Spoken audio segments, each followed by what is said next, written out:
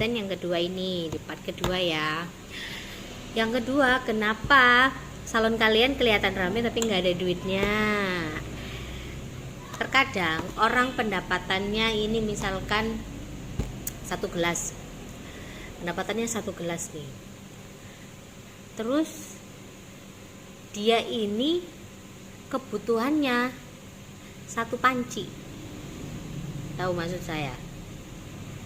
Hal-hal yang tidak perlu dalam artian nggak perlu untuk kamu lakukan atau kamu butuhkan, ya kalian jangan terlalu memaksakan, karena terkadang orang begitu.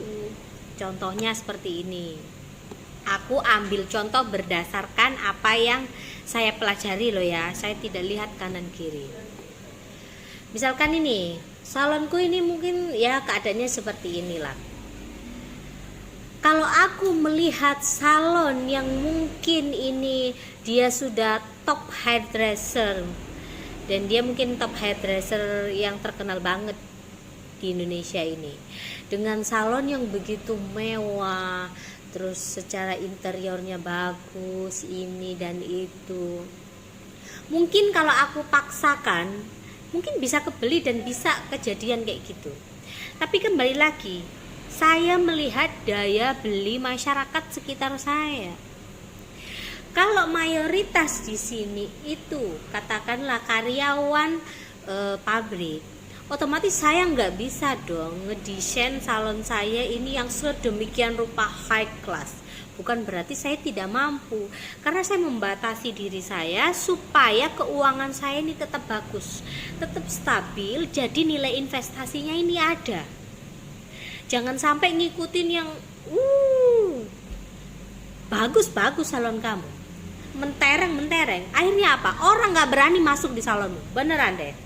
Orang akan kesugesti duluan, waduh salonnya bagus banget dari luar, ojo-ojo nanti potong rambut aja sekian ratus ribu, misalkan sekian juta, misalkan. Orang akan ngepir duluan. Tapi kalau secara tampilan kita, maksudnya itu kita lumayan, maksudnya nggak jelek-jelek banget, secara servis kita bagus, orang datang itu pasti yang pertama itu orang nggak akan lihat gini, orang nggak lihat hasil kerja kamu, betulan deh. Orang akan sudah mikir, waduh, piro yo lek nyobain perawatan ini, piro yo berapa ya krimba di sini, jangan-jangan mahal nih. Tapi kalau secara kita ini, maksudnya standarnya aja yang sekitar kita harus pinter baca lingkungan, otomatis orang mau datang ke tempat kita itu nggak sungkan, nggak segan, nggak takut kelarangan. Kalau kalian nggak tahu kelarangan itu kemahalan, nggak takut yang aneh-aneh, mereka nggak akan takut, enjoy aja. Dan untuk masalah harga dia mungkin tidak akan deg-deg ketika waktu bayar. Rata-rata itu kayak gitu. Jadi ini harus kalian kaji lagi supaya salon kalian ini ada profit. Jadi kalian capek-capek kerja itu ono untungi, ono rupani gitu loh. Dan kalian juga harus menekan yang lain-lainnya. Contohnya gini, ini hal kecil aja lah. Lagi ngetrennya misalkan kaca yang macem-macem nih, kan sekarang banyak nih kaca yang ada lampu ini itu ono segala macam, banyak. Ngikutin nih, memaksakan diri supaya punya kaca yang seperti itu. Kalau menurutku itu pengeluaran yang harusnya nggak perlu. Karena apa? Memang pada dasarnya ada beberapa kaca itu kalau dipakai untuk kita ngaca itu hasilnya beda, kita kelihatan lebih nggak kelihatan gendut, juga kelihatan cakep gitu aja. Kalau aku di sini terus terang aja, kacaku tuh kayak gini nih. Nanti ternyata nggak bisa dibalik ya. Nanti aku akan selipin di video yang terakhir. Kacaku tuh biasa aja. Jadi aku nggak beli kaca itu yang terlalu mahal-mahal. Aku kasih unjuk gini aja deh. Nah, ini ya. Kalau ini mungkin memang aku dulu belinya agak sedikit mahal. Ya, ini.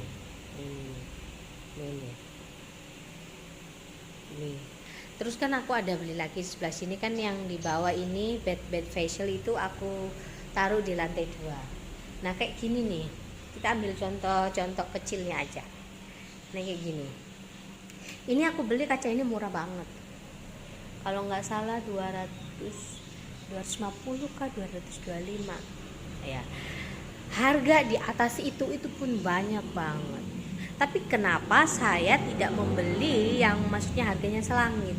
Bukan karena saya tidak mampu, karena saya mau, meskipun katakanlah pendapatanku sudah oke, aku nggak mau terlalu buang-buang uang hanya untuk sekedar gengsi.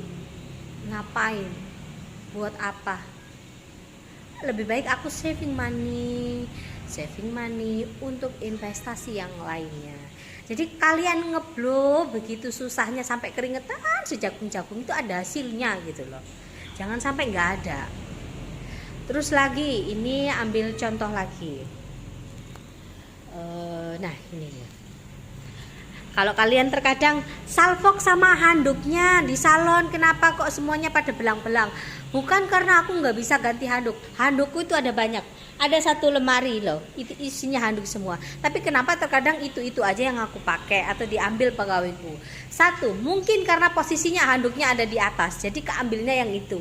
Dan yang kedua, memang enak lebar handuknya. Terus lagi ini. Nah, ya kelihatan nggak sih?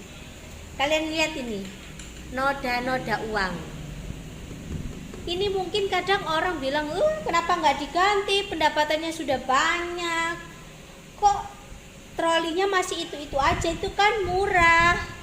Ya memang ini murah, justru karena ini murah, ini ngerjekeni. Kenapa nggak aku ganti-ganti? Bukan berarti aku nggak bisa beli. Karena apa? Menurutku hal yang tidak perlu dan masih bisa dipakai itu jangan diganti. Lebih baik uang dialihkan ke tempat lain. Ini satu hal lagi trik. Terkadang orang itu suka gengsi dan bahasanya ya, terlalu menyepelekan. Contohnya ini ya, ini sebenarnya tempat sisir aku. Cuman kadang dulu di sini sisir itu ngambilnya dikorek-korek gini, jadi kadang susah lah ya. Kita ambil contohnya aja. Ini aku taruh di sini. Ini bekasnya tempat bleaching loh. Nah, kalau selagi bisa dimanfaatkan, kenapa nggak dimanfaatkan? Kalau saya, karena nggak semua barang, maksudnya kayak barang bekas apa-apa gitu nggak bisa dipakai. Kalau aku loh ya. Terus aku ambil contoh lagi supaya kalian ini lebih kebuka lah ya kalau untuk urusan manajemen. Satu lagi nih, kalian tahu ini kan, aku tempat keramasku, maksudku sampo gitu ya. Banyak tempat-tempat sampo itu yang mahal-mahal, yang pencet-pencetan gitu. Bukan berarti aku nggak punya, cuman malah aku buang, nggak kepake. Karena apa? Satu, licin terkadang. Nah ini botol bekas cuka, aku kasihin untuk conditioner. Kenapa? Satu, ketika kita ngeramasin, posisi kalau lagi salon rame, nggak mungkin tuh tangan kita mencet-mencet, ya kan? Paling enak itu langsung ditumplek gini loh, crot langsung keluar, lebih enak, lebih praktis, lebih cepat. Lagi, ini ya, ini botol bekas oksidan, aku kasih sampo karena menurutku taruh langsung begini, langsung tuang itu lebih enak daripada harus dipencet-pencet. Satu licin dan satu lagi butuhkan tempat yang katakanlah satu wadah sendiri. Ngapain gitu loh, nggak usah malu. Aku mah nggak malu nih. Kayak kita contohnya keranjang gini untuk naruh sampo, ini kan murah nih di pasaran ya, banyak. Kalian beli aja di tempat-tempat gerabah gitu. Setidaknya kalau kita bisa menghemat untuk tempat kayak gini, kan biasanya itu pakai yang kayak dudukan gini nih. Biasanya banyak di S Hardware. Aku juga ada, cuman aku lebih senengan pakai ini aja. Soalnya apa? Satu, lebih aman. Amannya kenapa? Ini kan ada kayak gigi-giginya gini nih. Ini nggak mungkin jatuh, paling miring-miring doang sejak kita benerin doang. Nah, satu lagi ya. Nih. Tempat keramasku itu kayak gini nih, kalian pasti sering lah lihat ya. Ada shower, ada, cuman aku nggak suka. Aku lebih suka, aku ganti malah pakai selang air doang. Karena menurut saya itu lebih enak. Karena kita butuhnya itu yang penting itu bersih gitu aja, nggak usah yang cari air terlalu estetik atau bagaimana, itu ya perlu, tapi kalau menurutku di sini nggak perlu lah ya. Jadi kan kita bisa memangkas semuanya, tapi kalau untuk kayak gini untuk keamanan itu memang perlu, kita harus cari yang lumayan harganya. Nih contohnya, pemilihan tempat keramas juga perlu. Terkadang orang terlalu milih yang harganya selangit ataupun yang terlalu gimana. Nah, kalau aku cari tempat keramas itu yang bisa didaur ulang. Contohnya ini kan bahannya fiber nih. Mau seumur hidup mungkin akan tetap seperti ini. Kita udah tua, udah keot juga tetap seperti ini. Ini sudah ganti yang kedua untuk jok ini. Kalau kita beli ininya aja ya, kalau untuk kita ganti ketika ini rusak, kita ganti semua, ya jebol bandar. Mending aku ganti yang ininya. Jadi ini kan bisa dilepas, bisa kita ganti, dan ini masa usianya panjang gitu loh. Ini udah lama, aku ganti ininya aja cuma 600.000. Kalau kita bisa ibarat kata refill sofanya, kenapa enggak? Catat ya. Jadi pemilihan tempat keramas itu sangat penting. Terus lagi ya, ini ruangan di salon itu kayak gini nih. Ini tangga naik. Kalau facial atau kalian sudah pernah ke tempatku facial, elas, sulap, semuanya naik ke atas, spa juga naik ke atas. Nih ya,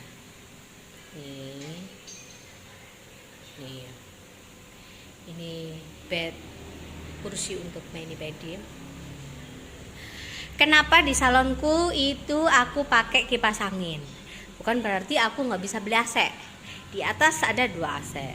Tapi memang sengaja aku memangkas price menu di salon. Supaya apa? Supaya kita menjual jasa kita itu tidak terlalu tinggi harganya. Tapi kalau untuk kayak facial memang kita butuh yang dingin-dingin ya. Tapi kalau untuk yang di lantai 1 ini aku lebih pakai kipas angin. Blower yang gede-gede ada 4 biji. Karena menurut saya itu bisa menekan pengeluaran saya listrik. Kelihatannya ya enak AC lah ya, memang enak. Tapi kan kembali lagi kita harus manajemen keuangan kita bagus. Contohnya kita harus pikir bagaimana yang namanya gaji pegawai itu tanpa macet. Nah, yang kedua, bagaimana kita memanajemen keuangan supaya kita bisa ngasih makan untuk pegawai kita itu nggak pakai telat-telat. Yang ketiga, manajemen untuk keuangan kita sendiri supaya kita nggak tekor. Karena rata-rata orang punya salon itu ketok rame tapi gak ono duite. Nang di duite paling oh iya ya buat beli ini, buat beli itu. Akhirnya ya kalian cuma punya salon doang, kalian nggak akan punya yang lain-lain. Sedangkan kalian kerja, kalian usaha itu supaya kalian ada profit lebih, profit nganggur istilah kasarnya, untuk kalian simpen atau kalian bisa usaha lain. Contoh misalkan kalian buka cabang atau kalian investasi yang lain supaya ono rupane. Jadi nggak hanya sekedar kalian dapat rame, dapat salon bagus tapi gak ono isine. Padha wae kayak wong ayu tapi gak ono uteke. Gitu loh. Mudeng ya di situ. Harus kalian ini pinter-pinter. Kenapa aku harus kasih tahu kalian berulang-ulang? Soalnya terkadang kalian masih nanya. Gitu loh. Yang dijelasin berulang-ulang kadang nggak dong, apalagi istilah kasarnya aku kalau jelasin cuma sekilas doang. Ini penting, lebih penting daripada nilai kerja. Banyak orang pinter tapi mereka belum tentu jadi orang sukses. Nggak tahu caranya sukses itu sebenarnya pinter-pinter kalian manajemen uang dan mental kalian begini. Kalau mental kalian oke, pasti kalian bisa bertahan. Lanjut part 3.